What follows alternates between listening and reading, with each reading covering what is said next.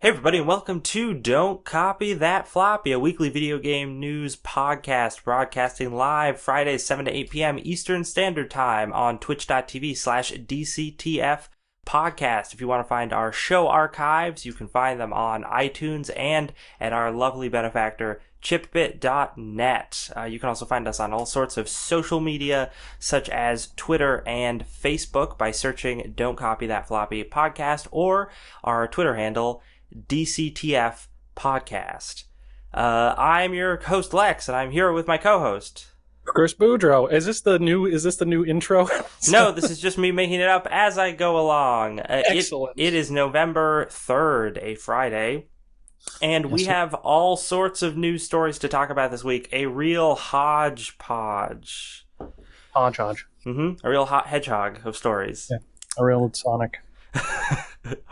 Gotta go fast through these stories. We're going to be talking about EA and their sort of addressing of the concerns with their loot box stuff that's been going on. We're also going to be talking about Activision filing yet another patent trying to make money off of people. We're going to briefly touch on Call of Duty World War II and some loot box stuff going on in that. Then we're going to be talking about Nintendo's crazy sales numbers, followed by PUBG being on everything. Then we're going to talk a little bit about Paris Games Week that just wrapped up. And finally, we're going to talk a little bit about Eve Valkyrie and LA Noire. Going to end the show talking about games that have just come out and games that are about to come out. So, let's jump into it with EA. Neck deep into the news. Oh, EA, you suck. Story from Halloween, October 31st. Ooh, spooky sales. Spooky microtransactions. EA decided to address all of its concerns about microtransactions in, I think it was an earnings call. Their CEO, Andrew Wilson, talked a lot about loot boxes and what the company's thinking is on a lot of this stuff. And, I mean, long story short, it was a lot of corporate speak. A lot of word salad. Yes, this was the conversation around loot boxes, which is not a Star Wars Battlefront 2 specific conversation, but more that the industry is having with players across the global community. And we are engaged in that conversation, engaging with our players on a daily basis as we think about that. Engagement, global community. Yeah, specific conversation, industry. Specific conversation, yeah. So this, a lot of these statements serve as deflection, specifically this one, which is a lot of people are harshing on Battlefront 2 because it does loot boxes in a way that makes them pay to win. And his response to that was, well, it's not just Battlefront 2. Other people are doing it too, you guys. Yeah. Which is a real weak sauce argument. Yeah, it's a true statement, but it's not a good way to serve your brand. No. There was apparently, I think it was this same day, or maybe it was shortly beforehand, they had talked about plans to keep Battlefront 2 from becoming a pay-to-win experience, even though it already is. Yeah. But they want to mitigate that, and the plans were to make it so that the most legendary kind of item you can't get through loot crates, you have to craft it. And that would be good if the only way you could craft stuff was through gameplay, but it's not, because like in Hearthstone, the different loot crates and star cards that you get can be broken down into crafting materials. So if you just buy a bunch of loot crates, you won't definitely get the legendary item, but you'll get enough crafting material to craft the legendary item. So it was a band-aid on a gunshot wound, in effect, to fix that problem. But, he kept talking about, how it's, everything's going great, and event-driven live services will make them extra money. Whatever the fuck that means. Yeah, there's so much. The game's microtransactions are a way for players to enhance and extend their experience. Ah, yes. That old chestnut of microtransactions and DLC being a way to enhance things. I believe that's the same marketing slogan for Viagra. Sorry. Oh, what if Viagra had microtransactions? Like, you buy the pills, but then to, like, get an extra couple minutes, you need to pay some more money? Yeah, you go flaccid, like, 5 minutes in, and it's just like, well, and then, like, a thing comes up on your phone. It's like, would you like to keep going? Like, fuck you, Viagra! One thing I think is funny about this, EA CEO Andrew Wilson. I think it's funny that all the other like big companies, they've done a real good job of making a majority of their executives kind of memorable people, so that when it's like, oh, it's Shuhei Yoshida for Sony, or Adam Boyes for Sony, or it's one of the guys from Nintendo, like, or even like Xbox, it's like, oh, it's Phil Spencer. Like, these people. I still never know any of the EA people. Like, I didn't know the CEO's name was Andrew Wilson. Who the fuck is that? Like. I just think it's funny that they're just like still this faceless corporation, where other corporations have been able to kind of combat that. This is the loot box ellipse. Like I said, but a couple weeks ago, I think, these companies are, they're always trying to test exactly how much blood they can pull from you before you slap their hand away, and this is them trying to do that. They realize they're going too far, so they're like, okay. Yeah, it's a problem. Loot boxes are a problem. We're still going to do it. Yeah. There was also one of the things he kept stressing throughout this thing was that a very good about overall value proposition for Battlefront 2, and the things that he kept bringing up was that all of the DLC is free. Mm-hmm. Yeah. That's nice, I guess. Yeah, I mean, it's deflection, but it's especially because the idea of DLC was just the loot boxes of 3 to 5 years ago. Yeah. So it's just like, well, that other scam that we had going for a while, we're not going to have you pay for it anymore. There's one point that says, one element of the issue is the idea of value. Wilson said, in a world where a player pays $60 for a game, will there also be value in the ongoing digital ecosystem that comes for many years? I don't understand what that phrase means. I don't know what he's trying to say there. I mean, they're definitely online digital ecosystem is definitely like very canned and buzzworthy. Yeah. But I assume that what he means is the ongoing online community and multiplayer experience. Yeah, maybe. Probably. Yeah, maybe. Yeah, I don't know. Yeah, it'll be interesting. I mean, it's really not interesting. It's just them. It's just them trying to push forward as far as they can. Yeah. But if that's what they need to do to make games, I guess, then people will have put up with it, or they won't.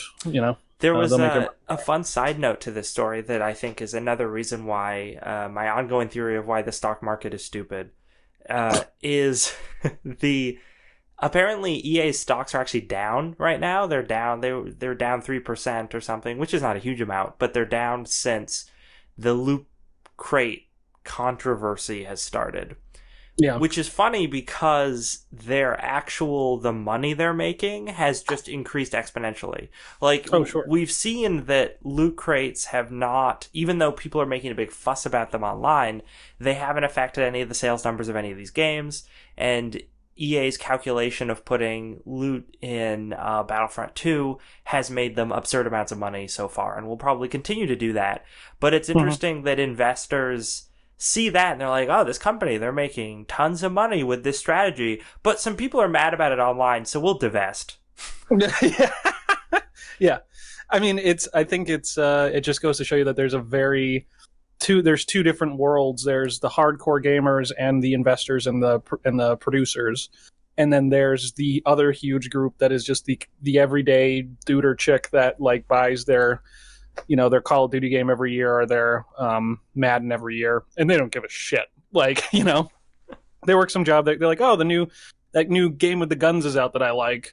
And if there's Star Wars stuff too, I'll buy that. And they don't they don't give a shit that there's microtransactions or loot boxes. They're just like, oh, this is how video games are now. Yeah, because they definitely like didn't pay attention going in to hear about how there was going to be microtransactions, and when they got into the game, they probably noticed it and were just like, yeah, I'll spend $5. Why not? Right? Yeah. They probably don't know what the word. They've probably never heard the word microtransactions. Whereas on the other side, all of us that bitch about this stuff on a weekly basis, and the investors are like super skittish, and they're like, "Ooh, I imagine that they can get very, they see a little bit of controversy boiling up, and they're immediately like, "Uh-oh, problems! Take the money out." That's funny. In that way, I am a little happy that EA is getting some sort of penalty for having done this. Yeah. But let's move on to the other one of those other great companies, Activision. Let's that gun game that I buy every year. Oh no, not that. Well. Oh no. Oh, sorry, I had my things not in order. We're not there yet, but we will be. Activision makes a couple gun games that I buy every year. I mean, that's true. But Activision, we reported, this is sort of an update to a story from several weeks prior about how Activision had filed a patent to do this very sort of shady, predatory algorithm to sell people stuff. It's kind of complicated, so I'm not going to go into it. But we just found out on Halloween that they filed another patent several weeks after that one. Spooky patents. This one is less insidious, but still super shady. And it is about, it's like supposed to be software for people who are streaming. And the way it works is you stream a game, and then you can have the software collect metadata off of it that basically says, oh, okay, this match that you were in that you're streaming has, it's this kind of match. It's obviously in this game. It's got these kinds of, it's like this map and these kinds of enemies, or this kind of like team matchup. But it also, the people who are playing it have these kinds of cosmetics or otherwise downloaded items that can be purchased separately. And then you can have the option to link on your stream to those items and like create hyperlinks so people watching can be like, oh, this guy's using that like crazy new weapon or something that's just came out as DLC, and here's a link and I can click on it and then buy that DLC. Yeah.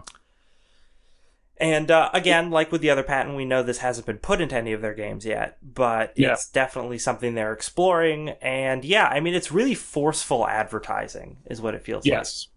Yes, it's very... It's targeted advertising, which a lot of people do, but it's very targeted. it's pinpoint accuracy targeting. I wonder, I'm sure that a lot of other publishers do this kind of stuff, like, make these algorithms and patents and shit like that. But I really do hope that Activision has like a scary mad scientist basement where all the programmers for this stuff have to sit in. And like that's where they write the code for this stuff. And like there's like a guy with like, crazy hair just like cackling over them as like lightning arcs between two towered computers, Hopefully. I hope that's what the truth is. But I don't really have a lot of thoughts on this other than, of course, it's Activision. Like I'm sure that they have a lot of stuff like this floating around in the ether. This is, a lot of people have speculated that this is specifically because Activision is trying to get more into esports, specifically with, what is it called? Overwatch. Yeah, well, yeah, definitely. Yeah, so they're trying to be like, oh, okay, if we're getting really big into esports, that means more people are going to be watching competitive streams of this game. Mm-hmm. And That's kind of odd, though, if it is Overwatch, because you can't buy specific things in Overwatch's aesthetics. They're all randomized. Yeah, it's all loot box stuff. So, yeah, that's weird. Because I don't know, there must be another Activision game that's big on esports, but I'm blanking on what it would be right now. Call of Duty, no. I mean, kind of. Some people play it a lot, like, competitively. There's got to be something. Does Activision doesn't own Epic, right? Epic Games? I didn't think so, but maybe. Because I know they were trying with Fortnite to get there. Because, with all the PUBG ripping off and stuff like that. PUBG! PUBG, Activision. Sorry, I was looking something up. Yeah, I wonder what other big games they're trying to do, because I'm sure there's got to be something. Activision's huge. Yeah, but their big competitive titles are Blizzard stuff for the most part, I imagine. Well, it's definitely an interesting little thing. Oh no, of course, you know what? It's Destiny. Oh right, Duh. of course. Yeah. Duh. A doy. I'm done. Yeah.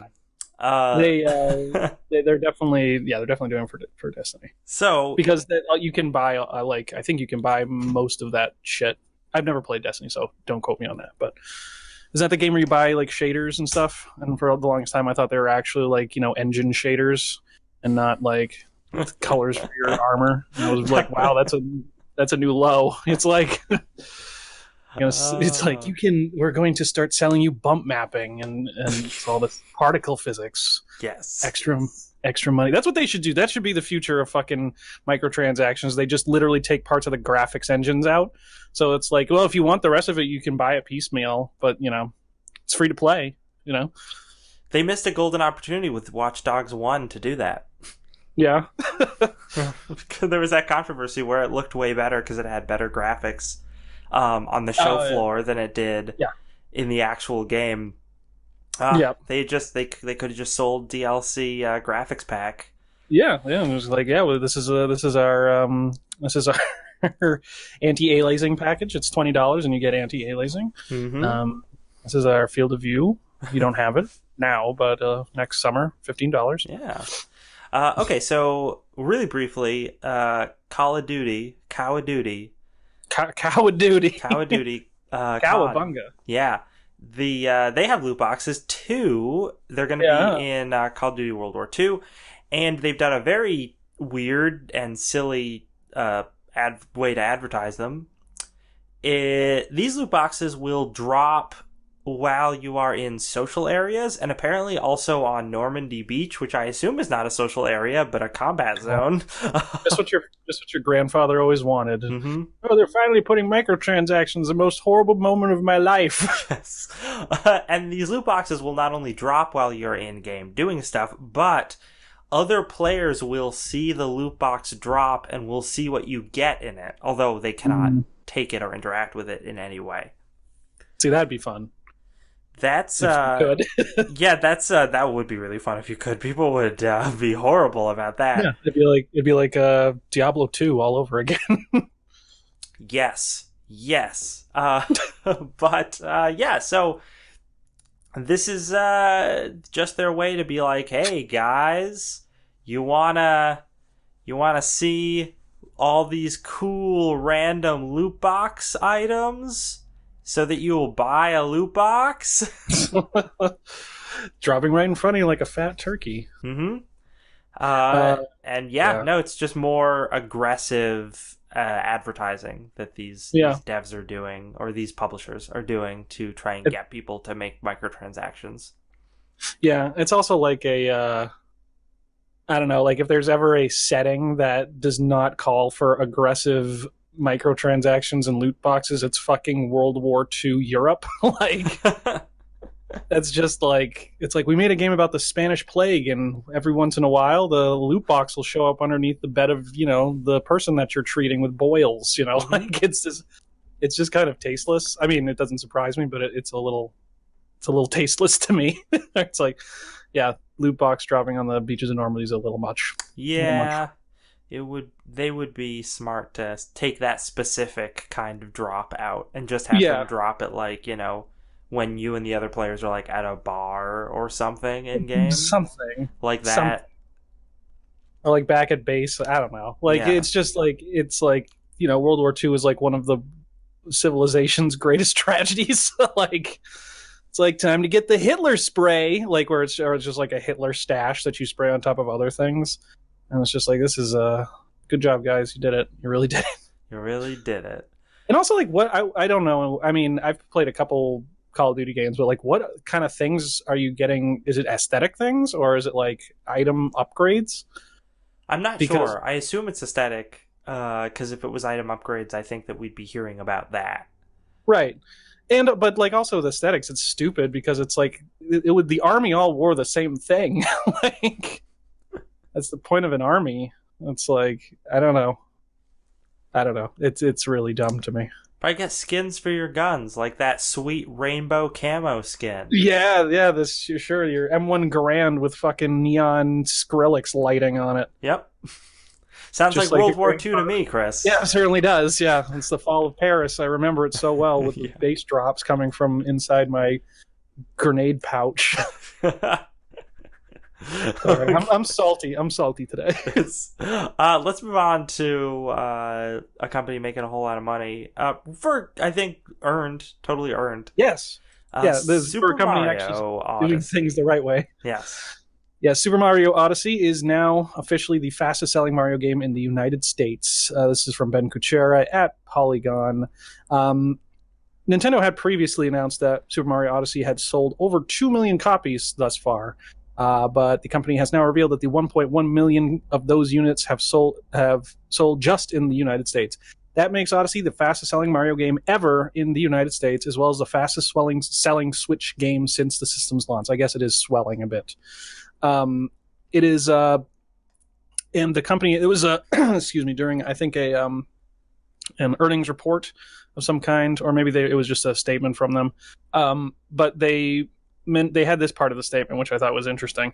On Metacritic.com, and this is from Nintendo officially, on Metacritic.com, which aggregates scores from certain reviewers, for example, the game currently has a critical review average of 97 with 43 perfect scores, Nintendo stated in a press release. This makes Super Mario Odyssey the best reviewed game on Metacritic. God, I can't speak.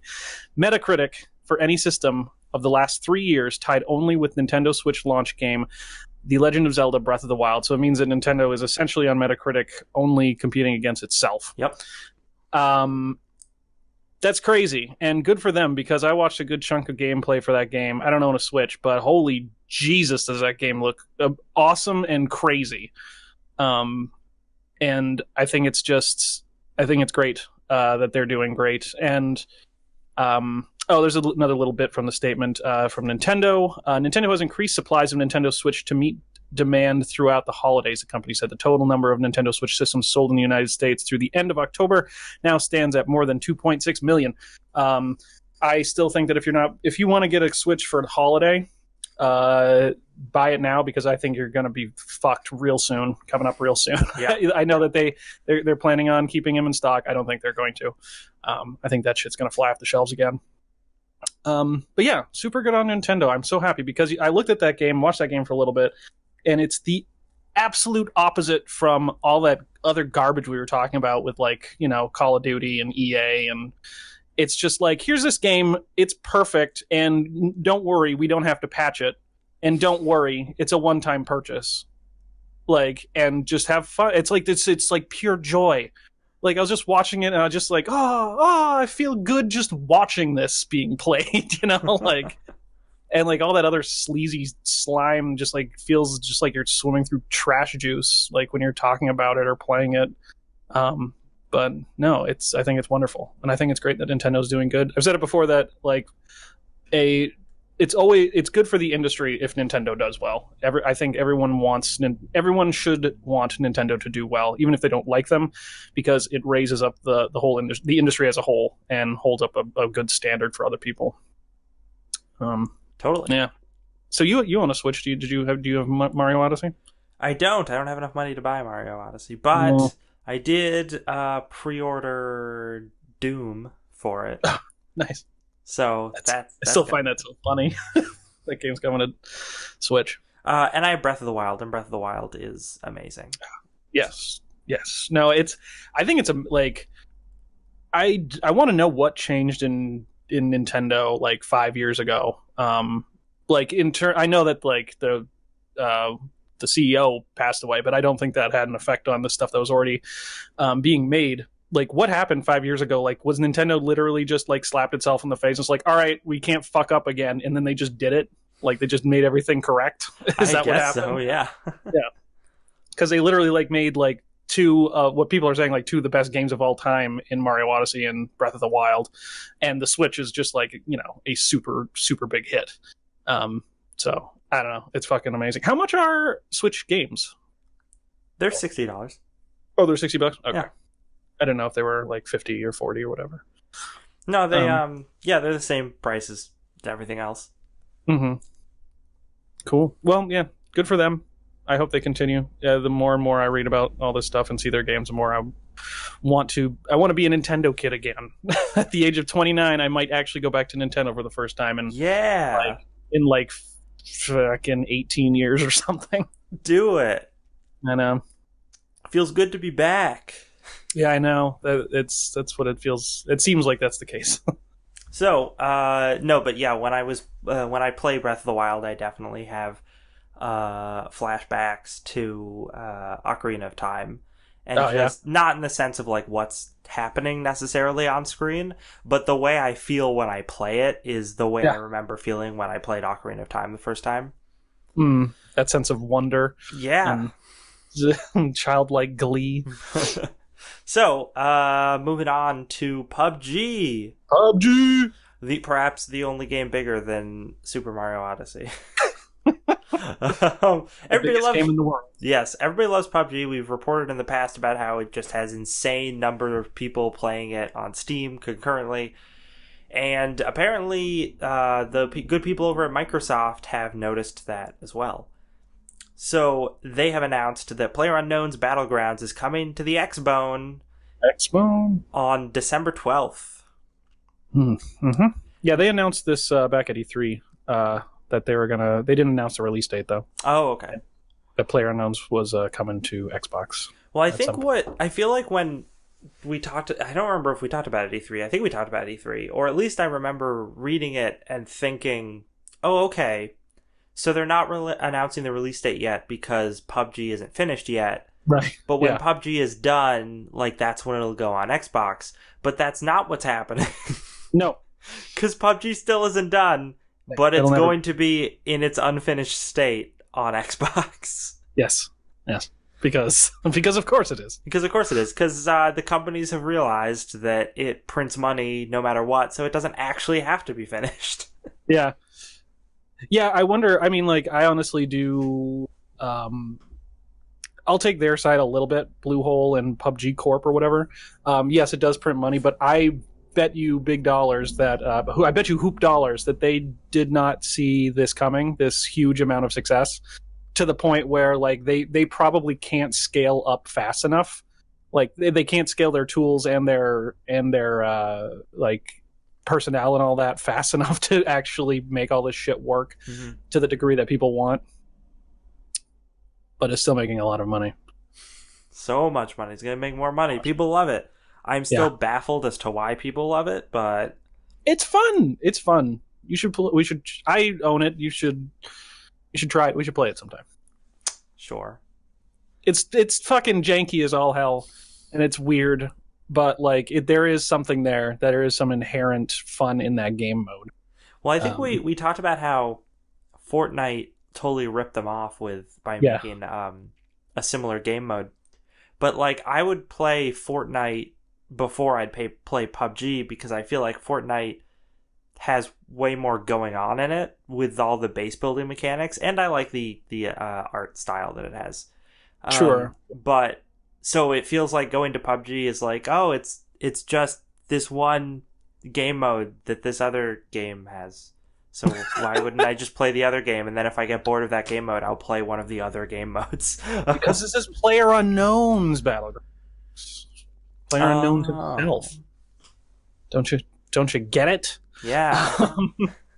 So I think this is funny. That it's going to be going on Xbox One December 12th, and it's going on the Xbox Game Preview program, which that might have been a thing before this, but I don't remember ever hearing that. Maybe they made that just for this game. Yeah, no, I don't remember that ever being a thing either. Yeah, and they're like, oh, fuck, let's just call it the Games Preview program. I mean, honestly, it might be like a thing where they looked at Steam and they're like, yeah, everything's on green light. Everything's what's the word I'm looking for? Unfinished, I guess, forever. So, like, we might as well do a similar thing with the consoles. It's going to be on there for a long time because they're like in development. Usually, you kind of have to split teams to make things PC and console kind of exclusive. So they're going to be working on that. However, in this, there is a PUBG version 1.0, meaning it's the actual release of the game, is actually coming to PC in late December. Sure, it is. Sure, it is. I don't believe it for a second. You don't buy Brendan Green and the Blue Hole. Nope. The what was I going to say? Oh, the other thing that I thought was interesting. It's not in the news roundup, but there was a bit from IGN talking about. They talked to Brendan Green and some other people at Blue Hole, like about what do you think that a lot of people are saying PUBG is game of the year, and they all said we don't want that. they're like I thought it was pretty honest from them, where they're like, that's great that people like the game, but that is not what we're trying to do. Is like we know our game is janky and it has a lot of work to be done, and a lot of us are first timers in this, and it's like we don't want to have game of the year. Like we'd rather just sell a lot and be in the back for people that want to play the game. Well, good for them. Good for them. For that Irishman, Brendan Green. Player unknown. Let's talk about Paris Games Week. PlayStation. Mm-hmm. Sony did a big thing in Paris, and they announced a bunch of stuff. I think we were talking last week about whether they were going to announce anything big, and I'm pretty sure that I made the prediction that they were going to give a lot of updates on existing stuff, and then they were going to announce a lot of indie things, and not actually announce any AAA titles because not enough people care about Paris Games Week. And that's pretty much what happened. Yeah, there's one AAA in there. Yeah. So we talk there's lots of different things. We got 5 minutes of cinematic stuff from Last of Us Part 2. Fucking violent. Yeah. No, that was nuts. Oof, that hammer. Yeah. Boom, boom. I was just like, Oh, fun! Actually, I don't know if you watched Critical Role yesterday, but Laura Bailey is in Last of Us Part 2. She was the girl that was being hung. Oh, okay. Yeah, fun little interest if anyone watches Critical Role. Yeah, fucking brutal. Caused a lot of, I think, kind of unfounded outrage in some people. There's a lot of think pieces. There's like, is brutality against women, and is it too much and stuff? And I'm like, it was a lot. I'll admit, it was pretty fucking violent for an unrated, like, company showpiece. Like, I thought I was like, whoa, they're going a little far. But it's also The Last of Us. Like, it's a fucking brutal game. Like, yeah, I mean, that's kind of like, it's what it's maybe a step further than what we expected from the franchise, but it's not out of the franchise's area of sort of what we're thinking. Brutal dystopian zombie game. Yeah. Yeah. I do like that so throughout this whole 5 minutes, it's just interactions of people, right? Yeah. And then at the very end of it, the zombies show up, and I was like, oh yeah, this game has zombies in it. Oh wait, they're not zombies, Lex. They're clickers. They have fungus in their heads. Yeah. Yeah. Yep. Anyway.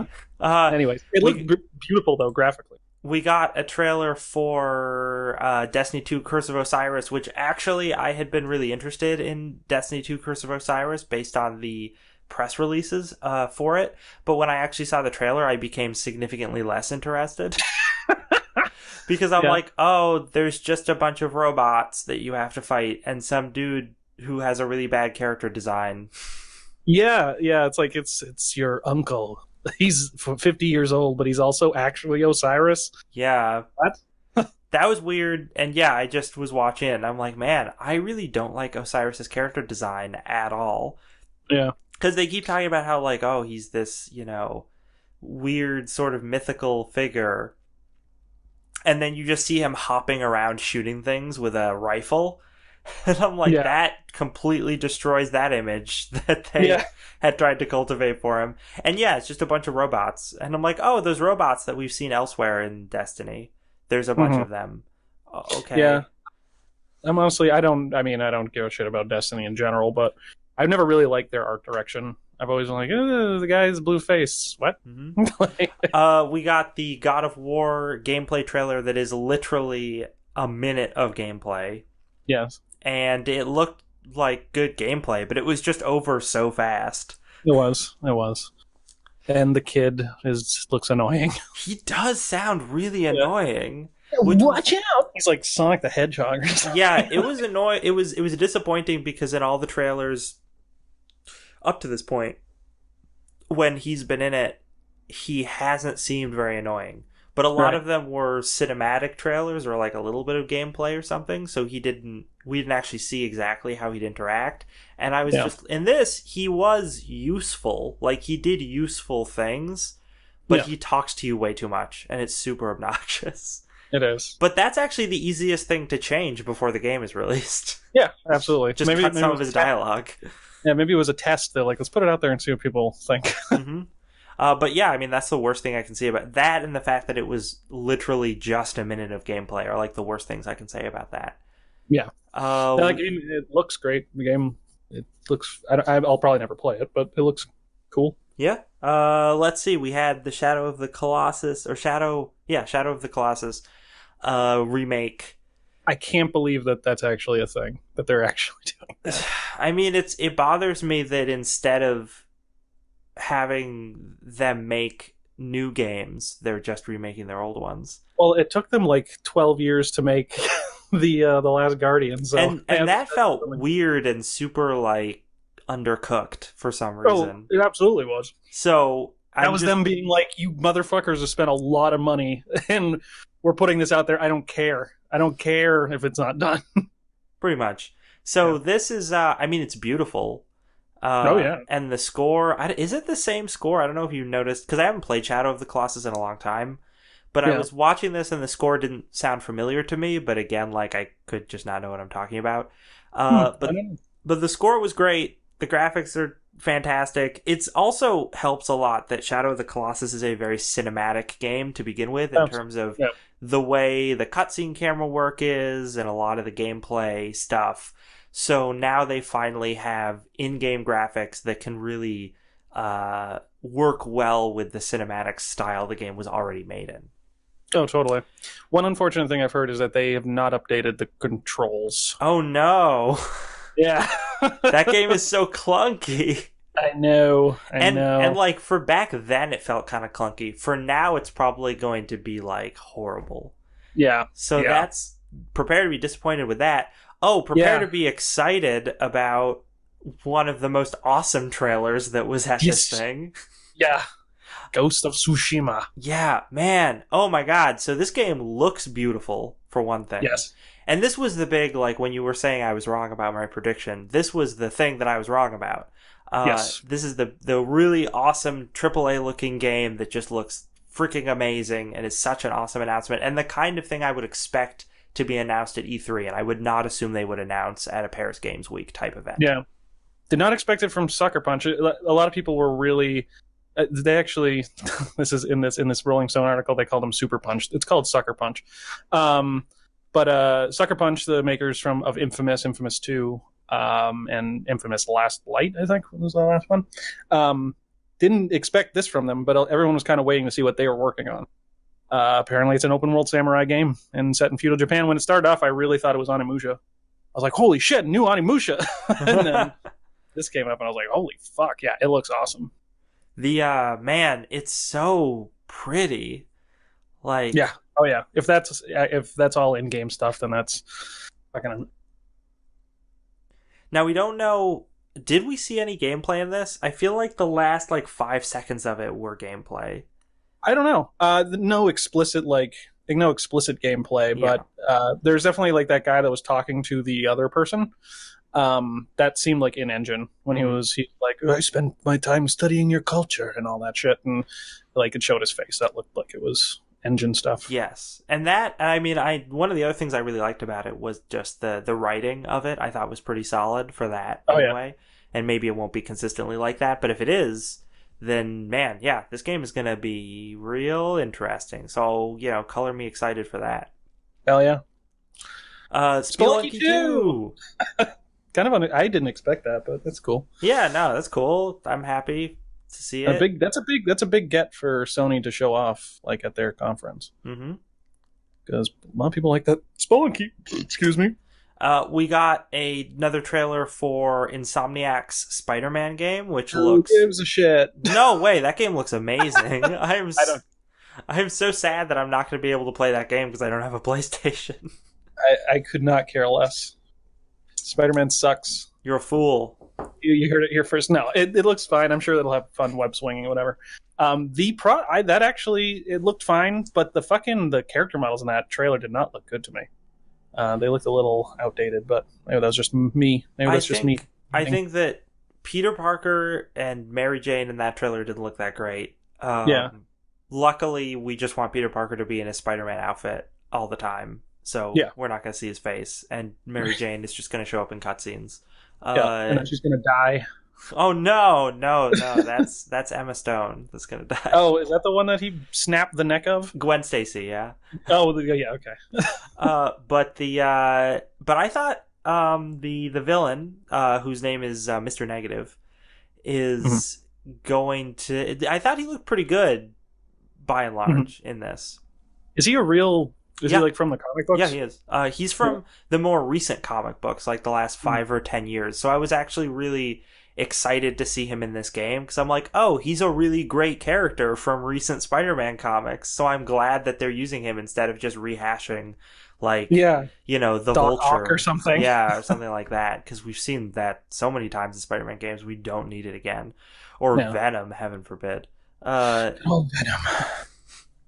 So, the only part of this trailer that I hated so much is there is a really quick shot of Mary Jane and she says something, and now I can't remember what it was. I don't know. She has this line of dialogue in it towards the beginning that sounds like it's out of like a bad JRPG. Like it doesn't sound natural. It doesn't sound like the way people say things. It sounds like something that was translated from another language. And for a second I was like, wait, who's making this game? Is Capcom making this game? And is that why? I'm like, no, it's Insomniac. There's no excuse for this. They're from California. Yeah. So that was weird. But I don't know. A lot of the other dialogue sounded natural, just not that one line. And I can't...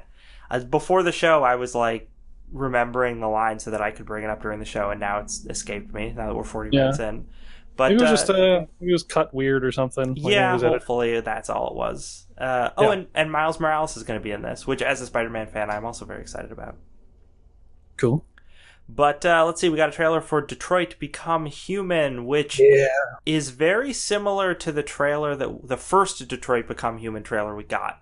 Where it was, because that was the hostage situation, and you figure out like how you could replay the event and like do things differently. And in this, it was a situation with an abusive father, basically. Yeah. It was another brutal trailer. It was super brutal, and I mean that's. I felt like this one fit a little better though because that's the game. Like that's what the whole idea of the game is. Yeah, it's weird because like the original trailer also felt like the game. This felt like the game, but then there was that middle trailer we got that was pretty much a cutscene trailer.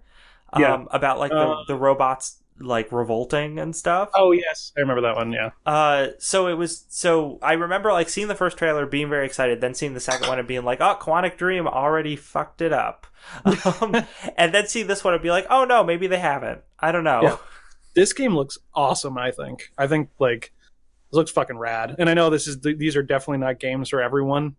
And I've only ever played Indigo Prophecy, the older Quantic Dream game, it was David Cage. I don't know if it was I think it was with Quantic Dream. Yeah.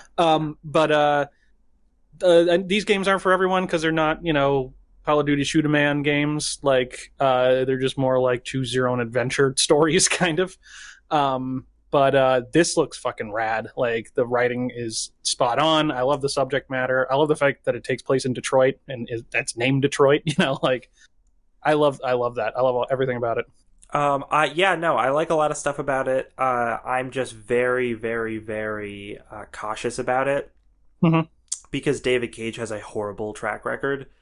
Yeah. I mean, well, Indigo Prophecy, the first few hours of that game are really good, and then it becomes super silly. It becomes pretty silly. The internet manifests as an enemy that you fight. Yeah. Hey man, it was like 2003 or something when that game. Yeah, no, but then you have like Heavy Rain. I actually have heard pretty good stuff about. I like Heavy Rain. Yeah, it has goofy ass. It's David Cage. There's always going to be goofy ass shit in there, but I think overall Heavy Rain's super cool. Mm-hmm.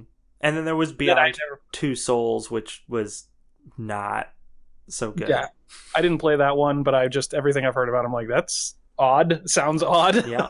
So yeah, no, I'm really hoping that that David Cage has finally found a way to just only take the cool ideas he has and just throw out all the silly dumb stuff. Mm-hmm. And I don't trust him to have been able to do that, but at the same time, all of these trailers have basically indicated that that's what he has done. So pretty much. Yeah, I am cautiously optimistic about Detroit Become Human. Yeah.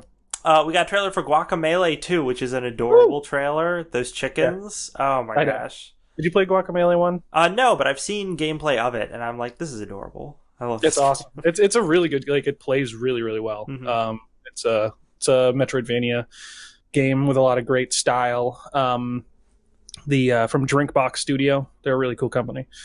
Yeah, super excited. I hope it comes out for PC. Let's see, we got a very short dumb trailer for Star Child. Yeah, I don't know what that trailer was supposed to tell me. Yeah. Apparently this is a VR title, so that's not even what the game's going to look like. I have no idea. I don't care. And I don't care. We got Far Cry 5 co-op trailer that it was delightful to watch. There are lots of explosions. Great I like music Far Cry choice. Games, so I'm excited for that game. Yeah. I have a place in my heart for Far Cry. Mm-hmm. Let's see. We got World War II trailer, Call of Duty World War II trailer. I did not watch it because I did not care. Yeah. How do you pronounce this indie game? Ure? I think it was Auri. Oh, okay. It's a horrible name for a game. Well, it's disappointing because their game that was called Journey was a great title.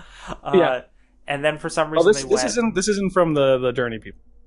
Okay. So it just looks like that, but it's not actually from them. Okay.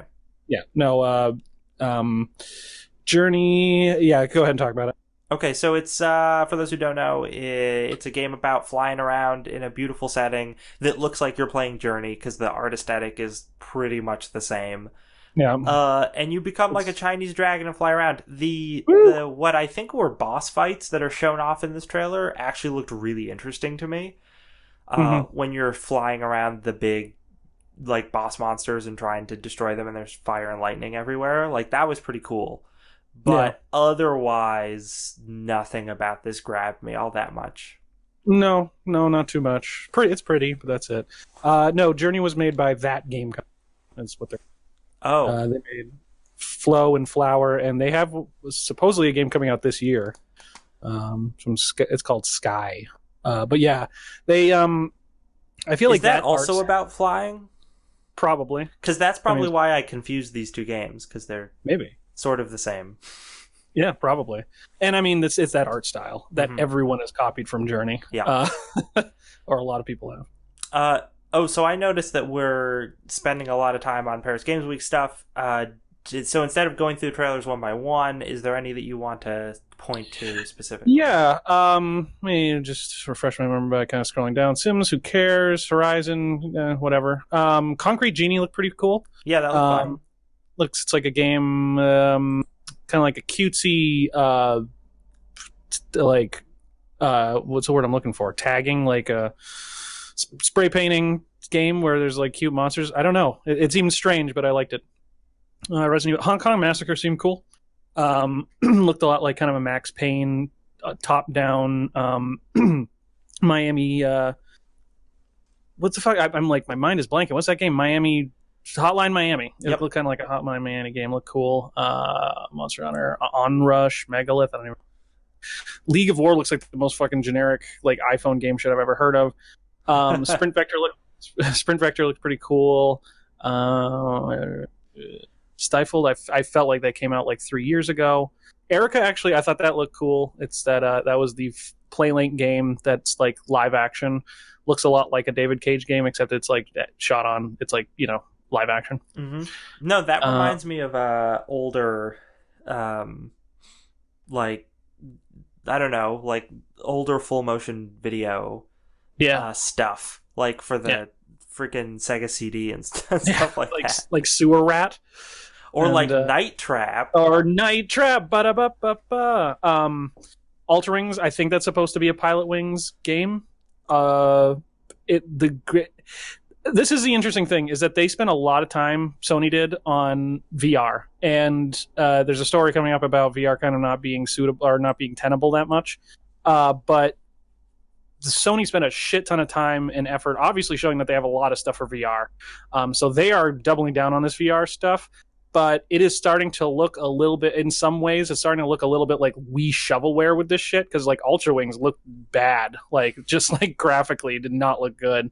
And a lot of these games, like even Dead Hungry, I think it was called, looked funny and interesting, but like it looks like Wii shovelware. And I'm afraid that's maybe where the Sony VR headset is heading towards. It's kind of to cater to their shovelware thing, because none of those big ass games we talked about in the beginning are Sony VR compatible. Nope. So it goes to show you kind of where a lot of these companies' priorities are. All right. So let's talk about, with that, let's segue into this story about Eve Valkyrie. Yeah. Eve Valkyrie. The developer of Eve Valkyrie, CCP, also the developer of Eve Online, which is the big nerdy-ass space game that I enjoy a lot, actually. And the story is from TechCrunch, from Natasha Lomas. In another sign of scales majorly falling off the eyes where VR is concerned, game developer CCP Games, which made a big early bet on virtual reality gaming, is pulling the plug on two of its studios that has been working on VR titles. News was reported by GameIndustry.biz, which obtained the following statement from CCP about the move. CCP Games is reconstructing its studio locations worldwide, driving primarily by the reduced investments in virtual reality and an increased focus on PC and mobile games. This has resulted in a reorganization and centralization of its 5 studios across the world, from 3 in Reykjavik, Shanghai, and London. And they go on to basically say that they're going to be shuttering up these studios that have been focusing on VR titles. This is interesting and kind of a bad look for VR, because Eve Valkyrie has been around for a while, and anyone that's tried VR has kind of said, like, this is the real shit. Like, this is the real, like, AAA thing you want on VR.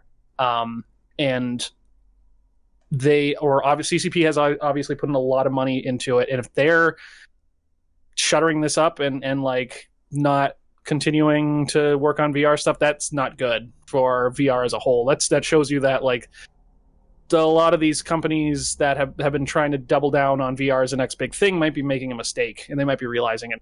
And it's not good for anyone that's really into VR stuff. Especially when they talk about where they're shifting their focus to, which was like mobile gaming.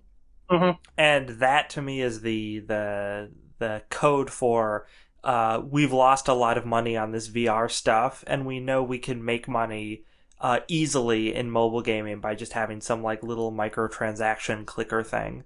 Yeah. So we're going to shift to that to stop the monetary bleeding. Right. Yeah. I mean, they have EVE Online, which has been going like 13 years or something. They're small. They've always had a small subscriber base there, but they consistently make money off of that. I don't know if they mentioned this in this article, but another one, there was an update that they are not stopping development completely on Eve Valkyrie, or they're working on a PlayStation VR title called Spark.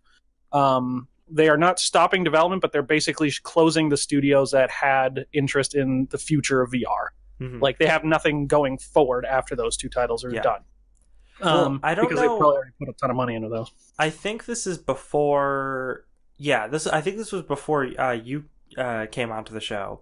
But I remember doing a story with Dan a while back, maybe even like last year around this time, about how the sales of like Vives and Oculuses were just like at zero. Like, there were Yeah. no new people buying them after the initial, like, hype of launch and everything. Mhm. And I remember talking about it at the time, like, yeah, no, VR's not going anywhere. There's like, people aren't interested, or they can't afford it, or there's something else. That's the thing. I think it's to get the full experience. It's still prohibitively expensive. Like if you want the kind of all right version, you can get the Sony VR headset. But if you really want the good shit, you got to go with the Vive, and that's like $800 for the whole setup. Yep. And that's just too expensive for people to jump into. And the only AAA type title you could get for that extremely expensive system was Valkyrie, which they are pulling resources from. So and like Resident Evil 7, which I've heard makes you is fucking sickening to play because it's like a free motion game. Oh yeah, ooh, yeah. But plus all the sickening stuff that's in it. Yeah, that too. That game's really good, by the way. But I don't know about playing in VR. This article is pretty negative on it as well. And there's one thing that they read at the very end, and it says, "As we wrote this summer, the VR cycle is dead. Check back in 5 years and be happy if you didn't already bet the farm on an overhyped fantasy." Oh man, that is real harsh. That's pretty harsh. I mean, that's how I feel about it, but I didn't realize TechCrunch felt this way about it. Yeah, they obviously are not big on the VR thing. I think it's true, if a little rough. I think that I don't think VR is dead completely. I think this is the first cycle. I'm not even sure if it'll take 5 years, especially with big players. Like Sony's not giving up because they spend a lot of money on this thing, and they'll always be around. Yeah. But I think that in the next round, we're going to see maybe it's closer to like 2 or 3 years. We're going to see the price lowered and the tech increase. And I'll always quote the guy whose name I can never remember, the guy who made Abe's Odyssey, Oddworld. Super smart guy, kind of a philosopher dude. And in an interview, he was talking about VR, and he wears glasses, just like reading glasses. And they're like, "When do you think VR will be big?" And he's like, "VR will be big." And he takes off his glasses when this is VR. When there's not this big ass headset that you got to attach, there's not this big battery pack and all these cords going back to a system. He's like, when it's this, when I can put on my glasses and that's VR, that's when it'll be big. And I think and I agree with him. Like, I think it'll take that long for it to actually get to the point where it's, marketable. Yeah. So, running a little low on time, we have our last story, which is about LA Noire. La Noire. It's too big for Switch. It's just too big. It's just too big. Basically, Rockstar's announced that the Switch port will be a 29 gigabyte download from Nintendo's eShop, which exceeds the system built-in storage capacity of about 26 gigabytes. Yep. That's 32 gigabytes minus about 6 gigabytes for the the operating system of Switch. So you're going to have to buy a third-party external card if you want to play it, and I doubt that they're going to put that anywhere on the box. So this is why you're never going to see big third-party titles. This is why you're never going to see first AAA third-party titles on the Switch as much as you will on the other systems. Mm-hmm. Because if a game like LA Noire can't fucking fit on it, then good luck with The Witcher 3 or whatever, it's just never going to happen. I mean, that's the thing. That's why I think that I hope that what Nintendo does in the next year or something is come out with other models of the Switch that might have better batteries and have larger hard drives. And that's that's something that we see with other consoles, is as they get farther into their lifespan, they get upgraded in those ways. So I'm hoping that Nintendo does that, because that would be smart.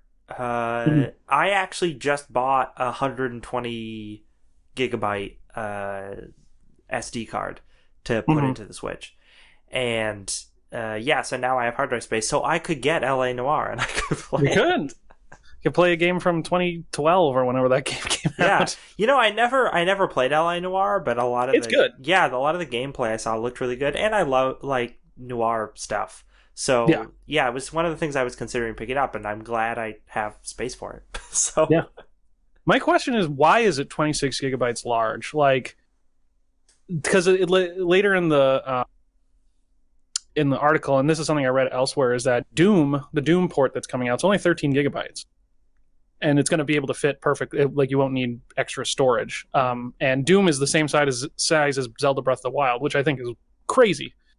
So I don't know. In LA Noire, it's all those face animations, I guess, taking up all that space. Yeah, all those textures. All those textures. If they could just sell us the textures as microtransaction DLC, then they would avoid this entirely. Yeah, the facial animations will cost you $20 coming next year. Otherwise, it'll be like a Telltale Games experience where everyone has the same expression. God Almighty! I mean, I don't want to get into that. I don't want to get into Telltale. I also think it's just odd that Rockstar chose LA Noire as the game to port over to Switch. Should have been the Warriors. Could have been the Warriors. Could have been Bully. Could have been State of Emergency. Remember that game? God Almighty! Not at all. Not even. You don't? Nope. It sucked. It was about like mall rioters. Cool. Yeah, it was bad. Back when Rockstar made questionable decisions. So that's pretty much it for our articles in terms of games that have come out today. Yahoo! Call of Duty World War II. It's out today on the Windows, the PS4, and the Xbone. Yay! We also have Sorcerer Striker. I don't know what that is. It's not a thing. We have .hack / GU last recode. Yeah, whatever. Some great titling. Yes. We also have on the 7th, this is kind of a cool thing. Neo is coming to the Windows PC. Neo. That is the Dark Souls-like game that is made by, I forget the company that makes it, but it's got Geralt as a samurai as the main character. Yes. Yeah, it's spelled NIOH, right? Yes. Yeah, who makes you? Team Ninja. Duh. Team Ninja. But yeah, that game got really good reviews when it came out, so that's pretty cool. I'm glad that it's heading to PC. Also, get ready, Sonic Forces is coming to the Windows, the Nintendo Switch, the PS4, and the Xbone. Oh no. At least it's coming out on everything, so everyone can suffer together. Yes, exactly. On the 9th, we have Ace of Seafood coming out for the PS4. I'm excited for that. What the fuck is that? I have no idea. Is it a cooking game? I hope so. Ace of Seafood. It's like... Is that like the Ace of Spades? We have a decent number of games coming out on the 10th, but we're going to talk about that on the 10th, which is when we'll have our next episode. Oh my god, I'm watching a trailer for Ace of Seafood. This is amazing. Oh, good. It's a fishing game? Okay, that makes sense. You should post that to our social media so other people can see. It looks insane. Oh, wait, no, it's a shooter. What? You're shooting fish. It's a first-person submarine you shoot fish game, I think. Just like fish in a barrel. Yeah, this looks crazy. Anyways. Good. Well, it's coming out for PS4, so... Well, hell yeah. Get ready. So, anyway, thanks for listening to the show. This has been Don't Copy That Floppy, a video game news podcast. Usually broadcasting live Fridays 7 to 8 p.m. on twitch.tv/DCTF podcast. You can find us on YouTube, iTunes, and chipbit.net if you want to see any of our show archives. That's where they all are. You can find... also, you can find us on social media like Twitter and Facebook by searching either Don't Copy That Floppy podcast or DCTF podcast. That's our Twitter handle if you want to talk to us on there. And let's see. If you want to support the show, there are two really great ways to do that. One of them is to go onto iTunes and leave us a rating and review. That would be super helpful. The other is, if you have lots of money and just don't know what to do with it all, you can support us on Patreon and get access to bonus content every month and help us do things. I don't know, do things. We'll buy Dan more food. Yeah. Oh man, I have to pay Dan's ransom in monthly installments. Uh-huh. So that's pretty much what I put that money toward. $5 a month. Mm-hmm. But I think that's a good value proposition. I think so too. Yeah. No, it's totally fine. Anyway, until next time, Chris, what do people have to remember? Don't copy that floppy.